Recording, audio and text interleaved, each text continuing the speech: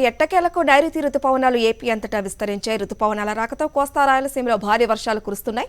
ప్రస్తుతం ఏపీలోని చాలా ప్రాంతాల్లో తేలికపాటి వర్షాలు, అక్కడక్కడ భారీగా కూడా వర్షాలు కురుస్తున్నాయి. ఇవాళ చాలా ప్రాంతాల్లో కుండపోతగా వర్షం కురుస్తుందని అటు వాతావరణ శాఖ అధికారులు చెబుతున్నారు.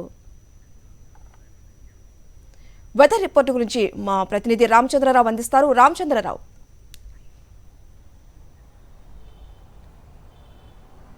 హరిత, ఏపీ అంతా కూడా చల్లబడిందని మనం చెప్పుకోవచ్చు. నైరుతి ఋతుపవనాలు కాస్త ఆలస్యంగా అయినప్పటికీ కూడా 2 రోజుల క్రితమే రాష్ట్రం అంతా కూడా విస్తరించాయి. ఈరోజు చూసుకుంటే పశ్చిమ మధ్య బంగాళాఖాతం అలాగే వాయువ్య బంగాళాఖాతం ఆనుకొని ఒక ఉపరితల ఆవర్తనం కూడా కొనసాగుతుంది. ఈ దశలో ఏపీలోని అంటే రాయలసీమ, దక్షిణ కోస్తా అలాగే ఉత్తర కోస్తా జిల్లాలోని అన్ని ప్రాంతాల్లో కూడా తేలికపాటి వర్షాలు కురుస్తున్నాయి. నిన్న కూడా చూసుకుంటే పార్వతీపురం అలాగే సత్తెనపల్లి పరిసర ప్రాంతాల్లో 7 సెంటీమీటర్ల వర్షపాతం కూడా నమోదైన పరిస్థితి. ఈ వాతావరణం ఈరోజు రేపు కూడా ఇలాగే కొనసాగుతుందని వాతావరణ శాఖ అధికారులు చెప్తున్నారు. ఈ దశలో కోస్తాలోని చాలా ప్రాంతాల్లో ఈరోజు వాతావరణం మేఘావృతం అయింది. విశాఖ లాంటి ప్రాంతంలో నేనున్న ఈ ప్రాంతంలో కూడా ఒక 10 నిమిషాల క్రితం కూడా తేలికపాటి వర్షాలు కురిశాయి.